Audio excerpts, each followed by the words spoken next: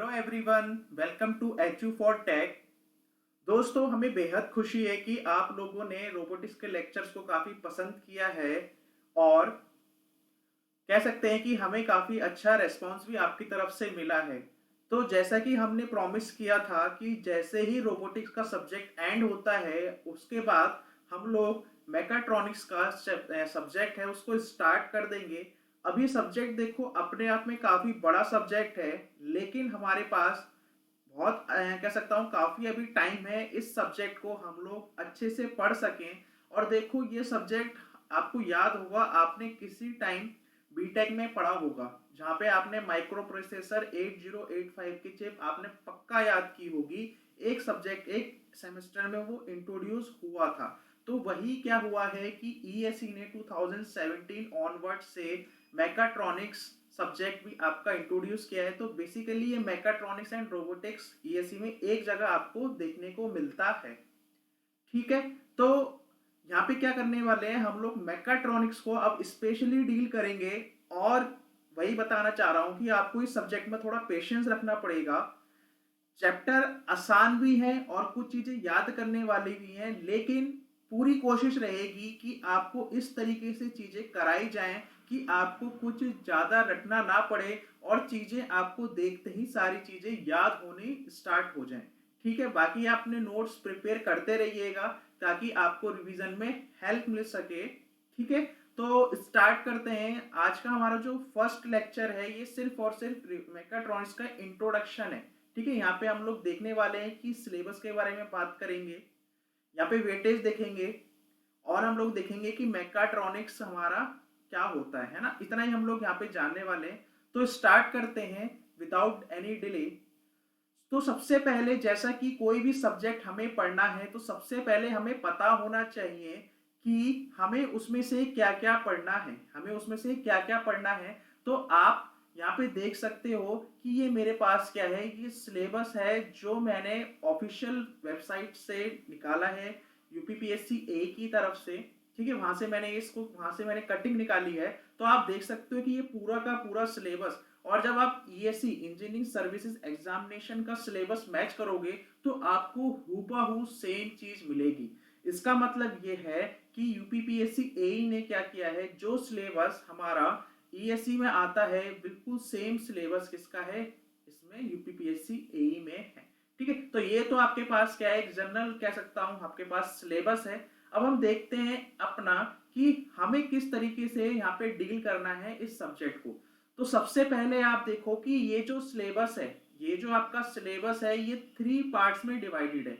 ये सिलेबस आपका 3 पार्ट्स में डिवाइडेड है, जिसमें मेरे पास जो फर्स्ट कह सकता हूँ कैटेगरी आती है वो आती है micro processor, micro controller and PLC. Micro processor, micro controller and PLC, ये मेरे पास क्या आती है, फर्स्ट कैटेगरी आती है। उसके बाद आप देख सकते हो कि सेकेंड कैटेगरी हमारे पास किसकी आ रही है, सेंसर्स एंड एक्चुएटर्स की। और उसके बाद आप देख सकते हो कंट्रोल इंजीनियरिंग की आती है। ठीक है, तो थोड़ा सा आगे बढ़ने से पहले मैं आपको बता दूं कि जब ये सब्जेक्ट आपका इंट्रोड्यूस हुआ था 2017 में, 2017 में जब ये फर्स्ट टाइम इंट्रोड्यूस हुआ था सब्जेक्ट मैकाट्रॉनिक्स एंड रोबोटिक्स, तो इस मैकाट्रॉनिक्स से आपके गिने चुने से 4 क्वेश्चंस आए थे। 4 to 5 क्वेश्चंस ही हमारे पास देखने को मिले थे। लेकिन क्या हुआ, जैसे कि मैंने आपको बताया कि ये फर्स्ट टाइम यहाँ पे इंट्रोड्यूस हुआ था। अब जैसे ही ये नेक्स्ट ईयर में आया 2018 में, तो ये जो क्वेश्चंस थे ये काफी इंक्रीज देखने को मिले। मतलब इस सब्जेक्ट की इंपॉर्टेंस एकदम से यहाँ पे दिखाई दी और यहाँ से हमें 12 क्वेश्चंस कह सकता हूँ, 11 to 12 क्वेश्चंस हमें 2018 में देखने को मिले। ठीक है, उसके बाद जब 2019 आया तो इन्होंने सेम कह सकता हूं क्वेश्चन का जो क्वेश्चन है मेंटेन करके रखा और इन्होंने यहाँ पे भी 12 to 13 क्वेश्चंस यहाँ पे पूछे इस सब्जेक्ट से। और 2020 की बात करें तो 2020 में भी सेम ही वेटेज था 12 to 13 क्वेश्चंस का। इसका मतलब यह है कि ये जो सब्जेक्ट है ये बेहद ही इंपॉर्टेंट सब्जेक्ट है और कहीं ना कहीं ये सब्जेक्ट ऐसा है जो आपकी रैंक को औरों से कह सकता हूं अलग करने का काम करेगा, क्योंकि ये सब्जेक्ट आप भी फर्स्ट टाइम पढ़ रहे होंगे। जैसे कि मैं बता रहा हूँ, मैकेनिकल एस्पिरेंट्स इस सब्जेक्ट को पहले नहीं पढ़ते थे, नॉर्मली इसको नहीं पढ़ते थे, लेकिन यहाँ पे क्या है कि फर्स्ट टाइम इंट्रोड्यूस होने की वजह से आपको ये सब्जेक्ट पढ़ना होगा। और अगर आपने सब्जेक्ट में कमांड बना ली, मैकाट्रॉनिक्स एंड रोबोटिक्स में आपने कमांड्स बना ली, तो आपकी रैंक औरों से काफी बेहतर हो जाती है। आपको इस चीज का एडवांटेज है, आप मान के चलिए। ठीक है, तो हम लोग आगे भी मूव करते हैं अपने सेम जो हमारा डिस्कशन चल रहा था। तो मैंने आपको बताया, यहाँ पे मैंने आपको ओवरव्यू दे दिया कि किस एग्जाम से कितना कितना भी हमारे पास सिलेबस में आया। तो 4 to 5 क्वेश्चंस हमारे पास 2017 में देखने को मिले, 2018 में हमारे पास 12 क्वेश्चंस थे, 2019 में 12 to 13 क्वेश्चन और 20 में भी 12 to 13 क्वेश्चन। तो आपको जैसा पता है कि जो इंजीनियरिंग सर्विसेज का जो एग्जाम होता है उसमें हमारे 150 क्वेश्चंस आते हैं। कितने क्वेश्चंस आते हैं उसमें? हमारे टोटल हमारे पास 150 क्वेश्चंस रहते हैं ऑब्जेक्टिव के। मैं प्री की बात कर रहा हूँ, प्री में हमारे पास 150 क्वेश्चंस होते हैं। तो out of 150 questions 12 to 13 questions हमें यहाँ देखने को मिले हैं। ठीक है, और जैसा कि आप यूपीपीएससी ए के बारे में जानते हैं, तो उन्होंने जो एग्जाम का पैटर्न दिया है, तो आपको बिल्कुल याद होगा कि आपके 25 क्वेश्चंस तो हमारे पास किसके थे? अभी हिंदी के थे। ठीक है, फिर हमारे 100 क्वेश्चंस जो टेक्निकल है हमारा उससे पूछे गए हैं। तो कह सकता हूं टेक्निकल से पूछे गए हैं, टेक्निकल पेपर 1 बोल दिया उन्होंने। फिर उन्होंने क्या बोला? उन्होंने बोला कि 25 क्वेश्चंस आपके जीके जीएस से रहेंगे। ठीक है, और फिर 100 क्वेश्चंस आपके फिर से टेक्निकल आएंगे पेपर 2 से। अब उन्होंने क्या किया है, पेपर 1 और पेपर 2 को वो उन्होंने अलग डिफाइन कर दिया है। तो ये जो सिलेबस जो हमारा चल रहा है सब्जेक्ट, ये टेक्निकल पार्ट 1 में आता है। तो 100 क्वेश्चंस हमें यहाँ पे आएंगे। अब 100 क्वेश्चंस में से आपके पास इस सब्जेक्ट से कितना आ सकता है?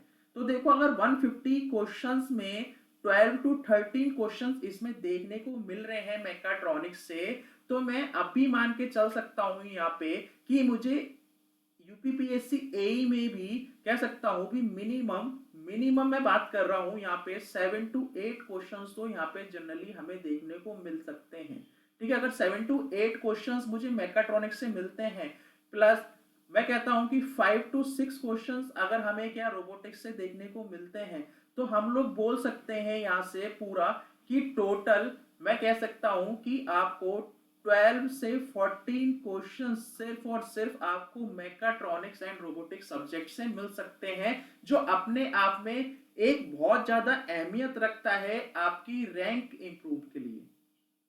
ठीक है, तो ये आपको सब्जेक्ट की इंपॉर्टेंस के बारे में पूरा पता लग गया होगा।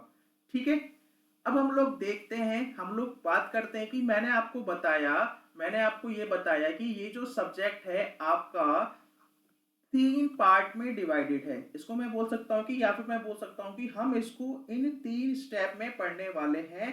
Micro processor, micro controller and PLC, programmable logical controller. ठीक है, तो ये हम पढ़ेंगे एक साथ।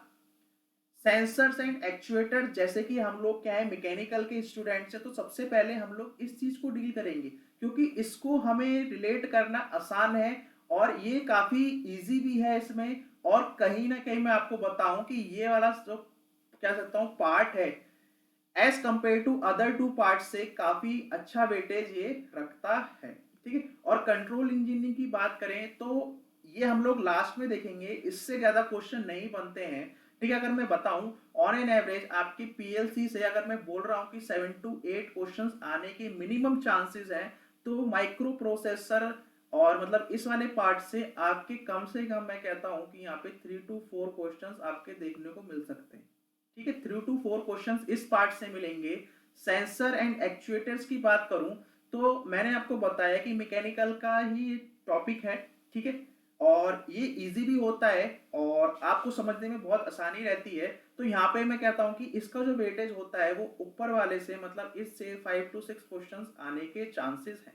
5 to 6 क्वेश्चंस यहाँ से बन सकते हैं। और ये जो कंट्रोल इंजीनियरिंग है, अगर मैं इंजीनियरिंग सर्विसेज का पैटर्न उठा के देखूं तो उन्होंने इस वाले टॉपिक को इतनी अहमियत नहीं दी है, और यहाँ पे जनरली 1 से 2 क्वेश्चन ही देखने को आए हैं अब तक टोटल। ठीक है, तो इसका मतलब क्या है कि हमारी जो फर्स्ट प्रीफरेंस रहेगी, जो हमारी फर्स्ट प्रीफरेंस रहेगी वो हमारे पास, इसको मैं फर्स्ट प्रीफरेंस दूंगा, उसके बाद में सेकंड प्रीफरेंस इसको रखूंगा और थर्ड प्रीफरेंस इसको रखूंगा। ठीक है, मैं प्रीफरेंस रख रहा हूं, मैं ऐसा नहीं बोल रहा कि आप इनको स्किप कर दो, आपको पढ़ना सब है, सब पढ़ेंगे। ठीक है, तभी आप क्या कर पाओगे, इस सब्जेक्ट में मार्क्स गेन कर सकते हो। और जितना इस सब्जेक्ट में गेन कर लोगे, मैं वही बता रहा हूँ कि बाकी कॉमन सब्जेक्ट्स हैं वो सब लोग पढ़ रहे हैं, उनको सब लोग वही, देखो होता क्या है कि वही चीज होती है कि जो हमें आती है हम उसको वही बार बार पढ़ते हैं। ठीक है, ना कि हम लोग जो नहीं आती है उसको सीखने से। तो इसलिए मैं ये कहना चाह रहा हूँ कि इस सब्जेक्ट को जरूर पढ़ें, अच्छे से पढ़ें, ताकि आपको चीजें कह सकता हूँ कि बहुत बेनिफिट हो। ठीक है, तो आगे मूव करते हैं। अब हम लोग बात कर लेते हैं यहाँ पे micro processor, micro controller and PLC में हम लोग क्या क्या पढ़ने वाले हैं, हम लोग यहाँ पे क्या क्या स्टडी करने वाले हैं। तो आप देख सकते हो कि इसमें हमें क्या क्या पढ़ना होगा। हमें इंट्रोडक्शन पढ़ना होगा micro processor and micro controller का। फिर हम लोग आर्किटेक्चर पढ़ेंगे माइक्रो प्रोसेसर का, जहाँ पे हम लोग चिप के बारे में जानेंगे। यहाँ पे हमारे पास सिलेबस में मेंशन है 8085 टाइप की, तो आपने भी बीटेक में याद की होगी, क्योंकि मुझे पता है कि जब मेरे सेमेस्टर में लगा था ये सब्जेक्ट तो हमने बहुत अच्छे से इसको याद किया था। ठीक है, वो चिप होती है पूरी, उसकी सारी की सारी पिन्स को हमें याद करना पड़ता है, तो यहाँ पे भी यही काम होने वाला है। उसके बाद जैसा कि आप लोगों ने प्रोग्रामिंग करी थी, जैसे कि आप लोग अगर 12th में आपके पास कंप्यूटर प्रोग्रामिंग थी, या आपकी बीटेक में फर्स्ट सेमेस्टर में सी लगी थी, लैंग्वेज लगी थी, उसी तरीके से यहाँ पे भी क्या होती है, कुछ बेसिक प्रोग्रामिंग होती है रिलेटेड टू माइक्रो प्रोसेसर। ठीक है, तो हमें उसको भी यहाँ पे पढ़ना होगा। उसके बाद क्या है कि इनपुट एंड आउटपुट यूनिट देखनी है। उसके बाद हम लोग बात करेंगे कंप्यूटर इंटरफेरेंस की, और उसके बाद हम लोग देखेंगे प्रोग्रामेबल लॉजिकल कंट्रोल डिवाइस। ठीक है, तो ये हमें सारी की सारी बातें यहाँ पे पढ़नी है, यहाँ पे हमें पूरा पढ़ना है। तो मैंने आपको बताया कि यहाँ पे हमारे क्वेश्चंस जो बन सकते हैं, ठीक है, 4 to 5 क्वेश्चंस, या मैं बोल दूं 3 to 4 क्वेश्चंस के लिए हमें इतना कुछ पढ़ना पड़ेगा। हमें एफर्ट तो देखो अपना पूरा ही लगाना पड़ेगा। ठीक है, क्योंकि हमें नहीं पता कि एग्जामिनर क्या कर जाए। ठीक है, एग्जामिनर क्या कर जाए, तो हमें हर बुरे हालात के लिए तैयार रहना है। ठीक है, आगे की तरफ मूव करते हैं। उसके बाद आप देखो, आपके पास जो नेक्स्ट आता है वो आता है सेंसर्स एंड एक्चुएटर्स। तो सेंसर्स एंड एक्चुएटर्स के बारे में यहाँ पे पढ़ने वाले हैं। ठीक है, तो हम लोग यहीं से स्टार्टिंग करेंगे, अपने आने वाले लेक्चर्स में पहले sensors and actuators he cover करेंगे। तो इसमें हमें क्या क्या देखना है, सबसे पहले हम सेंसर्स की बात करेंगे, यहाँ पे सेंसर्स के बारे में पढ़ेंगे, सेंसर क्या होता है।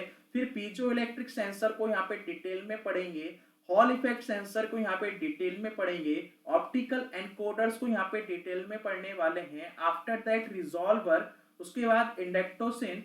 तो ये जो सारा का सारा, ये जो सारा का सारा आप देख रहे हो, ये मेरा सारा कैटेगराइज है सेंसर्स के अंदर। तो ये तो पूरी की पूरी सेंसर के बारे में बात हो गई है, जिसको हमें यहाँ पे स्टडी करना है। उसके बाद हमारे पास जो एक्चुएटर वाला पार्ट है, तो इस एक्चुएटर वाले पार्ट में हम लोगों को क्या देखना है, इसमें एक्चुएटर के टाइप्स पढ़ने हैं, जिसमें हमारे पास न्यूमेटिक टाइप का, हाइड्रोलिक टाइप का, कंट्रोल वॉल्व्स का, और ये जो मेरे पास स्टेपर एंड सर्वो मोटर है, तो ये हमारे पास इलेक्ट्रिक एक्चुएटर के अंदर आ जाती है। तो मतलब ये वाला जो पोर्शन है हमारे पास, ये हमारे पास है एक्चुएटर का। तो ये हमारे पास एक्चुएटर हो गया। तो सेंसर एंड एक्चुएटर अपने आप में काफी इंपॉर्टेंट है, इसमें बेसिक प्रिंसिपल्स हैं, इनके डायग्राम्स हैं। आप कह सकता हूँ, इस चीज की मैं गारंटी देता हूँ कि ये जो सेंसर एंड एक्चुएटर पढ़ोगे, आपने एक बार वीडियोस देख ली है तो आप कभी भी नहीं भूल पाओगे। ठीक है, तो यहाँ से जो हमारा, मैंने आपको बताया कि ये हमारे लिए काफी इंपॉर्टेंट हो जाता है, ये वाला जो पार्ट है ये अपने आप में काफी इंपॉर्टेंट है, और यहाँ से ही मैक्सिमम क्वेश्चंस आने के चांसेस हैं। तो मैंने आपको बताया कि यहाँ से हमारे पास, ठीक है, 4 to 6 क्वेश्चंस आ सकते हैं, 4 to 6 क्वेश्चंस आ सकते हैं। तो काफी इंपॉर्टेंट है सेंसर्स एंड एक्चुएटर पार्ट। उसके बाद देखते हैं कंट्रोल सिस्टम। तो कंट्रोल सिस्टम जैसा कि मैंने आपको बताया कि इतना इंपॉर्टेंट नहीं है, बट स्टिल सिलेबस में मेंशन है, और कुछ नहीं पता कि कब हमारे किस्मत खराब हो और इस टॉपिक से भी ज़्यादा आ जाए, इसलिए हमें वर्स्ट के लिए भी प्रिपेयर रहना है। तो फिलहाल मैं आपको बताऊं तो यहाँ पे हमें कंट्रोल सिस्टम के बारे में जानना है, मैथमेटिकल मॉडलिंग पढ़नी होगी, कंट्रोल सिग्नल्स क्या होते हैं, कंट्रोल एबिलिटी क्या होती है और ऑब्जर्व एबिलिटी क्या होती है। ठीक है, तो ये सारा का सारा कंट्रोल सिस्टम में आ जाएगा, और यहाँ से क्या है 1 से 2 क्वेश्चन ही कह सकता हूँ। अगर मैं इंपॉर्टेंस की बात करूँ तो इतना ही रहने वाला है इसका वेटेज। ठीक है, तो ये सारी की सारी हमारे पास बातें हो गई किसके बारे में, हमारे सिलेबस के बारे में। अब हम लोग स्टार्ट करते हैं अपना सब्जेक्ट, हम लोग स्टार्ट करते हैं अपने सब्जेक्ट के बारे में।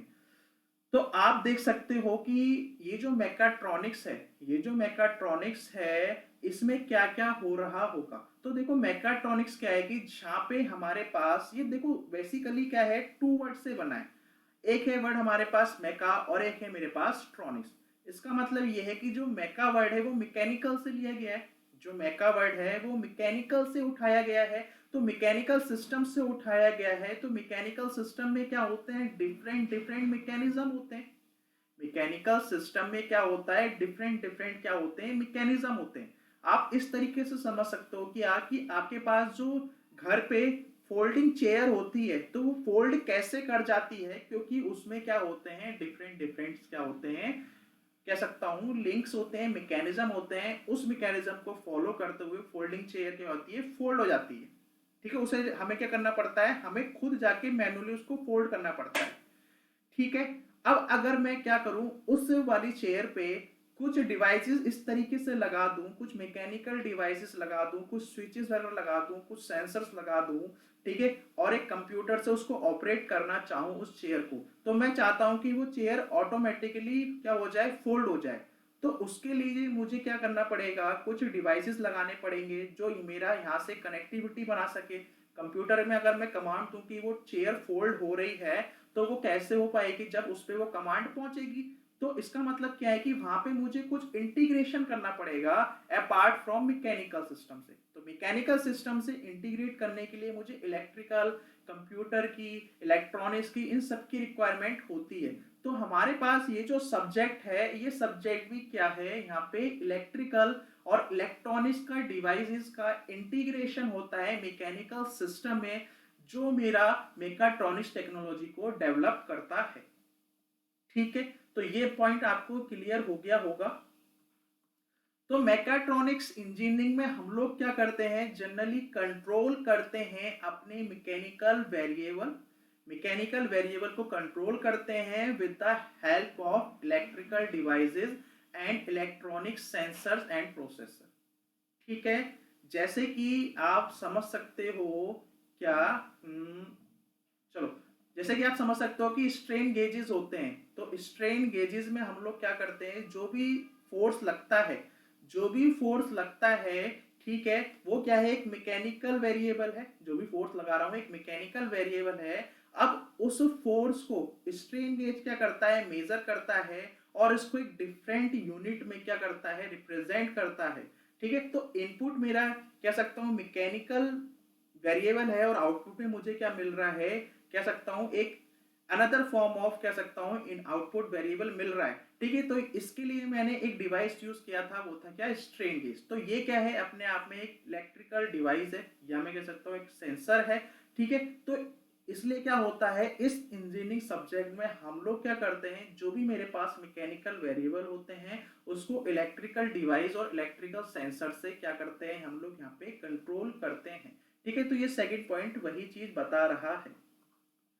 अब क्या होगा, इस मैकाट्रॉनिक्स में हमारा जो मेन कंसर्न होगा वो क्या होगा, उसको डिजाइन करना, उसको डिजाइन करना, सिलेक्शन करना, एनालिसिस करना, और सिस्टम को कंट्रोल करना। ठीक है, जो क्या कर रहा है, जो मैकेनिकल एलिमेंट्स हैं वो इलेक्ट्रॉनिक कंपोनेंट के साथ क्या कर रहे हैं, कंबाइन कर रहे हैं, और साथ में हमारे पास क्या है, कंप्यूटर्स और माइक्रो कंट्रोलर का भी हम लोग यहाँ पे यूज कर रहे हैं। तो ये सारा का सारा कह सकता हूँ कि हमारे पास मैकाट्रॉनिक्स की बात हो रही है।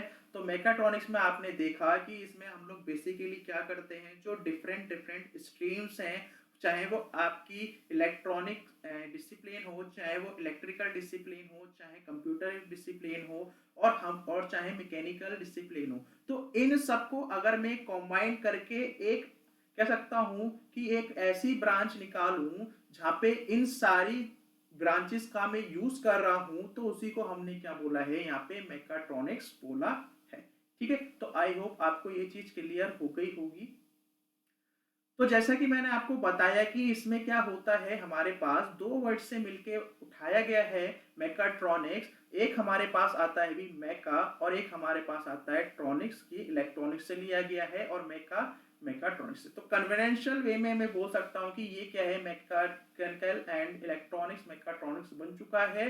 तो इस टर्म को जो कॉइन मतलब कह सकता हूँ जो देने वाले थे वो थे तेत्सुरो मोरी, और ये जापानीज इंजीनियर थे, और कह सकता हूँ कि 1969 में ये इन्होंने दिया था। ठीक है, तो इतना हमें जानने की वैसे जरूर नीड नहीं है, तो ये मैं आपको बता चुका हूँ किस तरीके से है। तो मैंने आपको बताया कि मैकेनिकल ब्रांच है या मैकेनिकल टेक्नोलॉजी का यूज कर रहा हूँ, उसी तरीके से इलेक्ट्रिकल मैकेनिकल का यूज कर रहा हूँ, इलेक्ट्रिकल टेक्नोलॉजी का यूज कर रहे हैं, इलेक्ट्रिकल सॉफ्टवेयर का यूज करते हैं, मैकेनिकल सॉफ्टवेयर का यूज कर रहे हैं, कंप्यूटर टेक्नोलॉजी का आप यूज कर रहे हो। तो एक कॉमन मेरे को ब्रांच मिल रही है, या फिर एक कह सकता हूँ एक कॉमन मेरे को ये जोन मिल रहा है, जिसको हमने क्या बोला है, मैकाट्रॉनिक्स बोला है। तो ये हमारा क्या बन जाता है, भी मैकाट्रॉनिक्स का सब पार्ट बन जाता है। ठीक है, तो आई होप आपको ये चीज बिल्कुल क्लियर हो गई होगी। तो अब आगे की तरफ बढ़ते हैं। तो देखो कि मैकाट्रॉनिक्स को मैं क्या बोल सकता हूँ, कि सिंपली बोल सकता हूँ कि हमने क्या किया है, जो मैकेनिक्स है, जो हमारी मैकेनिक्स है, उसको हमने क्या कर दिया, इलेक्ट्रॉनिक्स के साथ क्या कर दिया, रिप्लेस कर दिया। कुछ इस तरीके से हम लोग बोल सकते हैं, या फिर मैं बोल सकता हूँ कि हमने अपने मैकेनिक्स को इलेक्ट्रॉनिक्स के साथ क्या कर दिया, एनहेंस कर दिया। क्या कर दिया, एनहेंस कर दिया, कुछ उसमें हमने इंप्रूवमेंट कर दिया। ठीक है, एग्जाम्पल के तौर पे आप समझ सकते हो, जैसे कि हमारे क्या होते हैं आज के टाइम के जो मॉडर्न ऑटोमोबाइल्स हैं। ठीक है, जो हमारे क्या है भी आज के टाइम के जो मॉडर्न ऑटोमोबाइल्स हैं, तो इनमें क्या हो रहा है, इसमें क्या होता है, हमारे पास जो मैकेनिकल फ्यूल इंजेक्शन था, पहले पहले हमें क्या करना पड़ता था, जो फ्यूल का इंजेक्शन होता था वो सिंपली क्या होता था, मैकेनिकल होता था। जैसे हम लोग क्या करते थे, कार्बोरेटर का यूज करते थे। तो कार्बोरेटर क्या था, अपने आप में एक मैकेनिकल फ्यूल इंजेक्शन सिस्टम था। लेकिन हमने आज के टाइम में, या फिर कह सकता हूँ जो आज का जो सिनेरियो है, जो मॉडर्न ऑटोमोबाइल्स आ रहे हैं, उसमें हमने उस कार्बोरेटर को रिप्लेस करके, और हमने क्या कर दिया, वहां पे इलेक्ट्रिक फ्यूल इंजेक्शन हमने यहाँ पे इंट्रोड्यूस कर दिया। क्या कर दिया हमने, यहाँ पे इलेक्ट्रिक फ्यूल इंजेक्शन सिस्टम यहाँ पे हमने इंट्रोड्यूस कर दिया। ठीक है, तो उसकी वजह से क्या हुआ, हमारे पास जो ऑटोमोबाइल है वो क्या हो गया, और एफिशिएंट हो गया, और लेस पॉल्यूटेंट हो गया। ठीक है, क्योंकि वहां पे प्रॉपर बर्निंग वगैरह, ये जो सारी प्रॉब्लम्स हमारे पास उस टाइम पे आती थी, क्योंकि आपने वहां पे पढ़ा होगा वॉल्व टाइमिंग डायग्राम। तो वॉल्व टाइमिंग डायग्राम में आपने पढ़ा होगा, तो वहां पे कहीं ना कहीं प्रॉब्लम आती थी। तो उसको दूर करने के लिए हमने क्या किया, आज का जो फ्यूल इंजेक्शन सिस्टम है वो कैसा हो चुका है, इलेक्ट्रॉनिक हो चुका है। तो यहाँ पे हमने क्या किया, अपने मैकेनिकल सिस्टम को इलेक्ट्रॉनिक्स की हेल्प से यूज करके, और हमने क्या कर दिया, अपने लिए कह सकता हूं उसको प्रॉफिटेबल बनाया इस तरीके से। ठीक है, ताकि हम उसको इजिली चीजें ले सकें। उसके बाद आप देख सकते हो क्या, कि आज के टाइम में जो डोमेस्टिक वॉशिंग मशीन्स हैं वो कितनी एडवांस हो चुकी हैं, वो अपने आप में क्या है, इंटेलिजेंट है। वो अपने आप में क्या है, आज के टाइम में कितनी इंटेलिजेंट है। पहले जो वॉशिंग मशीन आती थी और जो अब वॉशिंग मशीन आ रही है, आपको दोनों में काफी डिफरेंस दिखता होगा। ठीक है, कपड़े भी सुखा सकती है, वॉश भी कर सकती है, तो एट ए टाइम बहुत चीजें हो रही हैं। और अब तो ऐसी मशीन्स भी आ रही हैं जो क्या करती हैं, उन कपड़ों को फोल्ड भी कर देती हैं। ठीक है, तो ये सारा का सारा कैसे पॉसिबल हो रहा है, ये सारा का सारा आपके इस मैकाट्रॉनिक्स की वजह से ही पॉसिबल है। उसके बाद आप देख सकते हो क्या, कि आज के टाइम में क्या है, कि सेफ्टी इंस्टॉलेशंस आते हैं हमारे पास, जो फोर व्हीलर्स होते हैं, जैसे कि उसमें एयर बैग्स है। तो एयर बैग्स की होने की वजह से क्या होता है, वो सेफ्टी प्रोवाइड कराता है, जो भी उसमें ड्राइवर होता है या फिर जो भी उसमें कह सकता हूँ पैसेंजर होता है। इवन आपके पास क्या आते हैं, पार्किंग सेंसर्स आते हैं, जो क्या होते हैं, प्रॉक्सिमिटी सेंसर्स होते हैं, ठीक है, जो एक तरीके से क्या है आपके लिए इंटेलिजेंट पार्किंग को भी हम लोग बोल सकते हैं, तो ये हम वहां पे भी यूज करते हैं। और एंटी थेफ्ट इलेक्ट्रॉनिक्स की भी आपके पास मिलती है। तो ये जो सारे के सारे आपको एग्जांपल्स जो दिखाई दे रहे हैं, ये सारे के सारे एग्जांपल किस में कैटेगराइज हैं, ये सारे के सारे हम लोग मैकाट्रॉनिक्स की हेल्प से कर रहे हैं। आई होप आपको चीजें समझ में आ रही होंगी। तो यहां से मैं कह सकता हूं कि मैकेनिकल डिसिप्लिन को हम लोग अलग अलग फॉर्म्स में, वेरियस मशीन्स और मैकेनिज्म में हम लोग क्या करते हैं, लगाते हैं। तो अगर मैकेनिकल्स की बात करता हूं, सिर्फ और सिर्फ मैकेनिकल डिसिप्लिन की बात करता हूं, तो यहाँ पे हम लोग क्या पढ़ते हैं, यहाँ पे हम लोग वेरियस मशीन्स और मैकेनिज्म के बारे में पढ़ते हैं।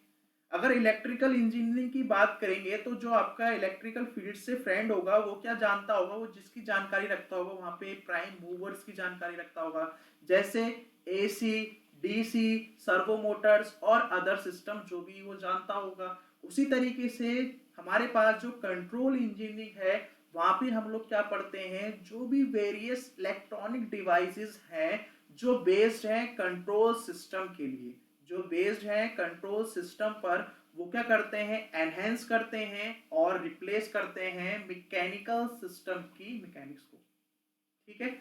तो उसी तरीके से हमारे पास एक सब्जेक्ट और होता है कंप्यूटर्स का। तो कंप्यूटर्स का हम लोग यूज क्या करते हैं, वहां पे हमें वेरियस सॉफ्टवेयर जो कंट्रोल सिस्टम के लिए यूज कर सकते हैं, प्रोडक्ट को डिजाइन कैसे कर सकते हैं, डेवलपमेंट एक्टिविटीज हैं। तो ये जो सारी की सारी जो अलग अलग डिसिप्लिन है या फिर अलग अलग इंजीनियरिंग डिपार्टमेंट है, इन सबको मिला के हम लोगों ने एक बहुत ही इंपॉर्टेंट सब्जेक्ट को जन्म दिया, जिसका नाम है मेकाट्रॉनिक्स। जिसका नाम क्या है भी, मेकाट्रॉनिक्स, ठीक है। तो मेकाट्रॉनिक्स हमने यहाँ पे सब्जेक्ट बनाया है, ठीक। तो ये जो सारी की सारी कह सकता हूँ बात हो गई हमारे पास मेकाट्रॉनिक्स के बारे में। अब हम लोग इसको थोड़ा सा और समझने की कोशिश करते हैं। जैसा कि आपको ये दिखाई दे रहा है कि यहाँ पे हमने क्या किया है, एक जो सिंपल हमारे पास क्या होता है स्प्रिंग सिस्टम है, ये हमारे पास क्या एक एग्जांपल है, मैंने सिंपल एग्जांपल लिया है ताकि आप थोड़ा सा और समझ सको।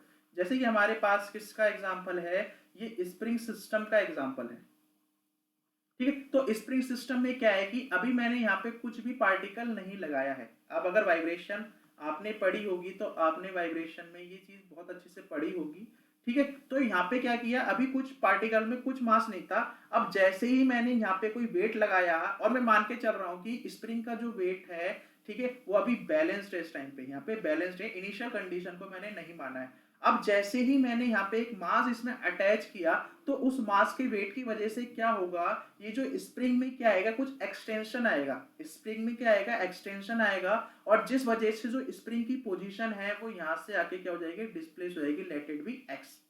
तो इसका मतलब क्या है कि यहाँ पे हमारा हुक्स लॉ अगर मैं कहता हूँ कि वैलिड है, अगर हुक्स लॉ वैलिड है, तो F इज इक्वल टू क्या लिख सकता हूँ, माइनस का K इंटू एक्स लिख सकता हूँ। F इक्वल्स टू माइनस का K इंटू एक्स हम लोग लिख सकते हैं। जहां पे ये जो F आपको दिखा रहा है, ये फोर्स दिखा रहा है क्या, इनपुट के बारे में हमें बता रहा है। और ये जो X है, ये मेरे पास क्या आया है, डिस्प्लेसमेंट आया है, जो मेरे पास क्या है आउटपुट में आपको दिखाई दे रहा है। और ये क्या है, K तो मेरे पास स्प्रिंग की स्टिफनेस है, जो पर्टिकुलर स्प्रिंग के लिए क्या है, कांस्टेंट रहने वाली है। तो मैं यहाँ पे ये बोल सकता हूँ कि ये जो फोर्स है, या मैं कह सकता हूँ कि इस तरीके से कि ये जो डिस्प्लेसमेंट है, ये जो आपका डिस्प्लेसमेंट हो रहा है यहाँ पे x, वो क्या है, कह सकता हूँ एक फंक्शन है किसका, फोर्स का।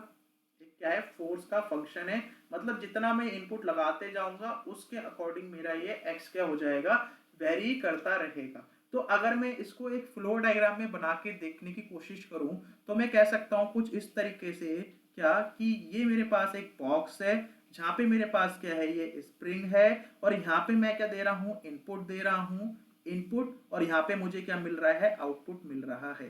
तो इनपुट हम लोग किस फॉर्म में दे रहे हैं, इनपुट हम लोग दे रहे हैं इन द फॉर्म ऑफ ये जो फोर्स लग रहा है, और आउटपुट दे रहे हैं, मिल रहा है इन द फॉर्म ऑफ डिस्प्लेसमेंट या एक्सटेंशन।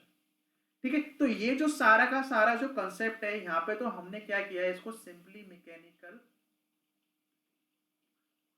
सिस्टम है हमारे पास। ये क्या है, एक मैकेनिकल सिस्टम है, क्योंकि यहाँ पे ना तो हमने कोई इलेक्ट्रॉनिक कंपोनेंट यूज किया, ना ही हमने कोई कंप्यूटर की हेल्प ली। तो अगर मैं इस डायग्राम को या फिर इस सिस्टम को मैकाट्रॉनिक्स में देखना चाहूँ, कि मैकाट्रॉनिक्स में या फिर कह सकता हूँ इक्विवेलेंट मैकाट्रॉनिक्स में लेके जाना चाहूंगा, तो वहां पे ये मुझे किस तरीके से दिखाई देना चाहिए। तो देखो कुछ इस तरीके से ये चीज हमें यहाँ पे दिखाई देगी। तो आप देख सकते हो क्या कि हमने जो सिस्टम था, जो मेरे पास जो पूरा मैकेनिकल सिस्टम था, अब मैंने उसको रिप्लेस कर दिया किससे, अपने मैकाट्रॉनिक सिस्टम से। तो ये हमारा क्या है, एक तरीके से मैकाट्रॉनिक सिस्टम है। तो उस मैकाट्रॉनिक सिस्टम को रिप्लेस, इस मैकेनिकल सिस्टम को रिप्लेस करने के लिए मुझे एक मैका इक्विवेलेंट मैकाट्रॉनिक सिस्टम की नीड पड़ी। अब देखो, अब मुझे इस मैकाट्रॉनिक्स में आने के लिए मुझे क्या क्या डिवाइसेस चाहिए होंगे। तो सबसे पहले तो मुझे एक मैकेनिकल सिस्टम चाहिए होगा। ठीक है, एक मैकेनिकल सिस्टम चाहिए होगा जो क्या करेगा, उस पे फोर्स एक्ट कर रहा होगा, जो डिस्प्लेस हो रहा होगा, जिस तरीके से वहां पे स्प्रिंग थी।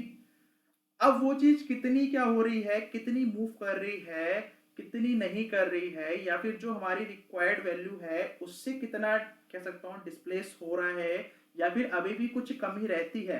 तो वहां पे मुझे क्या होगा, एक सेंसर लगाना पड़ेगा। तो वो सेंसर क्या करेगा, वो इसी चीज को सेंस करेगा। तो यहाँ पे हमारे पास जो सेंसर आएगा वो डिजिटल सेंसर आएगा, डिजिटल सेंसर आएगा। अब मुझे क्या करना पड़ेगा, इस डिजिटल सेंसर को क्या होगा, देखो या तो सेंसर आपके पास डिजिटल हो सकता है या फिर आपके पास एनालॉग भी सेंसर हो सकता है। ठीक है, डिजिटल सेंसर या एनालॉग सेंसर आप कोई सा भी यहाँ पे लगा सकते हो। तो अब जैसे कि एनालॉग सेंसर है, तो एनालॉग सेंसर में हमारे पास क्या होते हैं, जो मेरे पास जो रिजल्ट आ रहा होगा वो in the form of milli voltage या मिली एम्पियर के फॉर्म में आ रहा होगा। लेकिन क्या है कि अगर मुझे इसको माइक्रो प्रोसेसर में भेजना है, मतलब कंट्रोल सिस्टम में भेजना है, तो हमें पता है कि माइक्रो प्रोसेसर क्या है, एक डिजिटल कह सकता हूँ डिजिटल यूनिट को ही सेंस करता है। तो उस एनालॉग सेंसर की जो एनालॉग कह सकता हूँ जो यूनिट है उसको, या फिर सिग्नल है उसको कन्वर्ट करने के लिए मुझे डिजिटल कन्वर्टर चाहिए होगा। तो मैं क्या लगाऊंगा यहाँ पे, एडीसी लगाऊंगा, मतलब एनालॉग टू डिजिटल कन्वर्टर होगा, जो क्या करेगा, जो मेरे पास जो भी इनपुट आया है, कहाँ जो भी आउटपुट मिला है मैकेनिकल सिस्टम से, वो क्या हो जाएगा, यहाँ से डिजिटली कन्वर्ट हो जाएगा। फिर ये डिजिटली कन्वर्जन होने के बाद माइक्रो प्रोसेसर के अंदर जाएगा। जो माइक्रो प्रोसेसर मेरे को क्या करेगा, बताएगा, कंट्रोल करेगा कि कितना अभी फोर्स चाहिए, कितनी यूनिट हमें चाहिए अभी भी इसको डिस्प्लेस कराने के लिए। ठीक है, तो ये क्या करेगा, एक तरीके से कंट्रोल करेगा।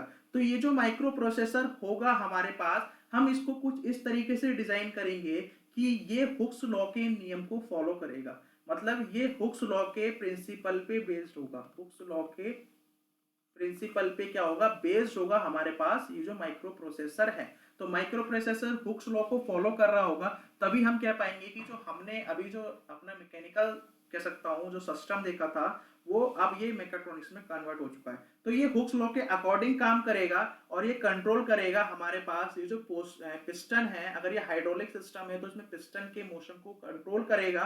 फिर क्या करेगा, फिर ये क्या करेगा, अपने जो भी डेटा है, अब ये डिजिटल की फॉर्म में यहाँ पे क्या करेगा, आउटपुट में देगा।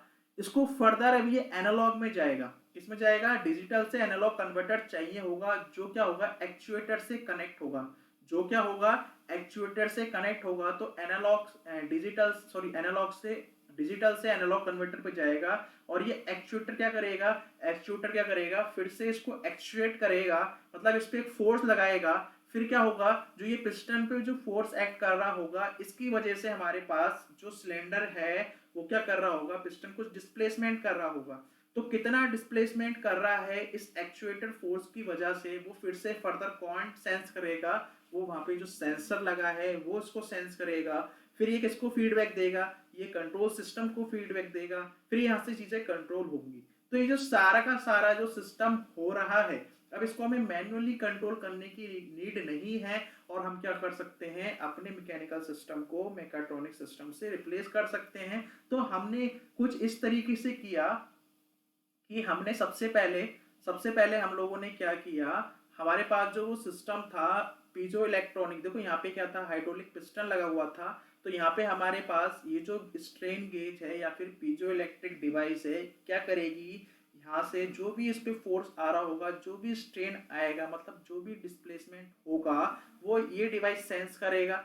फिर ये जो इसकी रीडिंग आएगी, ये फर्दर क्या करेगा, जो भी सिग्नल बनेंगे उसको किस में भेजेगा, ये आपके पास कन्वर्टर में भेजेगा, जहाँ पे ये जो एनालॉग सिग्नल्स आ रहे होंगे, अभी एनालॉग सिग्नल्स हमारे या तो मिली एम्पियर में होंगे या मिनी वोल्ट में होंगे, इसको कन्वर्ट करेगा 0 और 1 की फॉर्म में। तो ये फाइनली हमारे पास माइक्रो प्रोसेसर में जाएगा। तो माइक्रो प्रोसेसर क्या करेगा, कंट्रोल करेगा वो जो फोर्स है उसे कितना एक्चुएटिंग फोर्स चाहिए, कि उतना पर्टिकुलर डिस्प्लेसमेंट होना चाहिए। वो माइक्रो प्रोसेसर फिर क्या करेगा, इसको देगा, यहाँ से आउटपुट देगा और डिजिटल से एनालॉग कन्वर्ट करेगा, फिर ये एक्चुएटर बाम करेगा और फिर क्या करेगा, ये हाइड्रोलिक पिस्टन एक्ट करेगा। तो इस तरीके से हमारे पास मैकाट्रॉनिक्स यहाँ पे काम करती है। तो ये तो एक बेसिकली क्या है, एक आपको बस जस्ट ओवरव्यू दिया है कि सब्जेक्ट में हमें क्या क्या पढ़ना है, सब्जेक्ट का मतलब क्या है, थोड़ा सा मैंने एक एग्जाम्पल लेने की कोशिश की है। ठीक है, तो अब आगे क्या रहेगा हमारे पास, अब जो भी लेक्चर आएंगे तो हम लोग स्टार्ट करेंगे अपने सेंसर एंड एक्चुएटर से। तो सेंसर्स एंड एक्चुएटर से हम लोग क्या करने वाले हैं भी, अपने लेक्चर को अब स्टार्ट करेंगे, मतलब जो भी नेक्स्ट अपकमिंग लेक्चर्स होंगे तो सेंसर्स एंड एक्चुएटर स्टार्ट करेंगे। और आप यकीन मानो कि ये काफी इजी सब्जेक्ट, मतलब कह सकता हूँ काफी इजी टॉपिक है, ये काफी इजी टॉपिक है। और कह सकता हूँ यहाँ पे ये स्कोरिंग सब्जेक्ट भी है, स्कोरिंग टॉपिक भी है इस मैकाट्रॉनिक्स का। ठीक है, तो हम लोग पहले इसको स्टडी करेंगे ताकि हमें कॉन्फिडेंस आता चला जाए धीरे धीरे। जैसे कॉन्फिडेंस आएगा तो ये सब्जेक्ट हमारे लिए आसान हो जाता है।